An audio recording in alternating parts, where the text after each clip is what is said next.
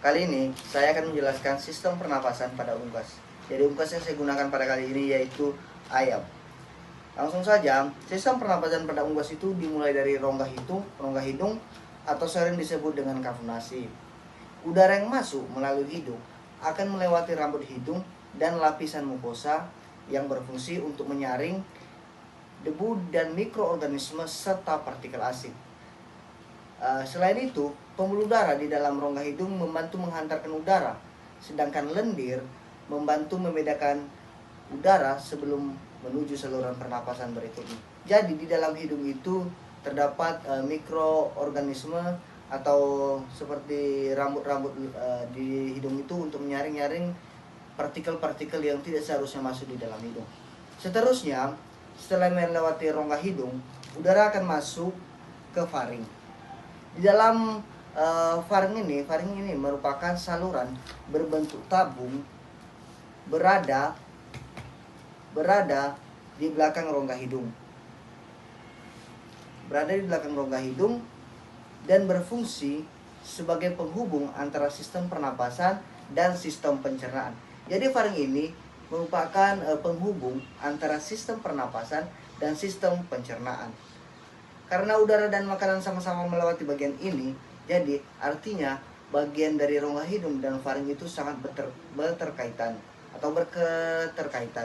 Jadi setelah dari faring, udara kemudian bergerak menuju laring atau sering disebut dengan laring, yaitu bagian saluran pernapasan yang sering disebut kotak suara atau sering disebut dengan kotak suara. Laring memiliki pita suara atau disebut dengan vocal cord yang berperan dalam menghasilkan suara saat kita berbicara. Artinya di ayam ini juga dia memiliki laring. Saat dia berkokok, dia mengeluarkan suara. Jadi suara yang dihasilkan itu berasal dari laring. Pada bagian atas laring terdapat epiglotis, yaitu struktur seperti kutub yang berfungsi menutup saluran napas ketika kita menelan makanan agar makanan tidak masuk ke saluran pernapasan. Artinya di situ juga ada kutub kecil yang menutup saluran agar makanan yang kita makan tidak masuk ke saluran pernapasan. Setelah dari laring masuklah ke trakea. Dari laring udara akan melewati trakea, yaitu saluran pernapasan berbentuk pipa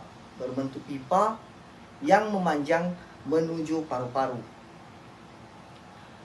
Trakea tersusun dari cincin tulang rawan atau disebut dengan kartilago yang menjaga saluran tetap terbuka.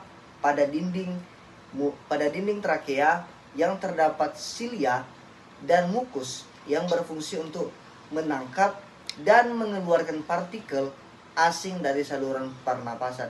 Jadi di sini dia dapat mengeluarkan partikel yang mungkin tidak sesuai atau tidak dibutuhkan oleh tubuh. Dia akan mengeluarkannya. Setelah dari itu masuk ke bronkus. Pada bagian bawah trakea akan bercabang menjadi dua saluran utama, disebut bronkus atau bronchus. Cabang ini terdiri dari bronkus dexter yang menuju paru-paru kanan dan bronkus sinister yang menuju paru-paru kiri.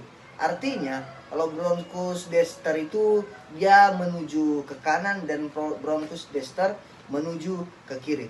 Bronkus berfungsi untuk menyalurkan udara dari trakea ke dalam paru-paru. Jadi yang menyalurkan udara itu dari trakea menuju paru-paru itu adalah tugasnya dari si bronkus ini. Jadi setelah dari bronkus, di dalam paru-paru, bronkus akan bercabang lagi menjadi saluran yang lebih kecil. Di dalam bronkus itu ada yang dinamakan dengan saluran yang lebih kecil yang disebut bronchiolus.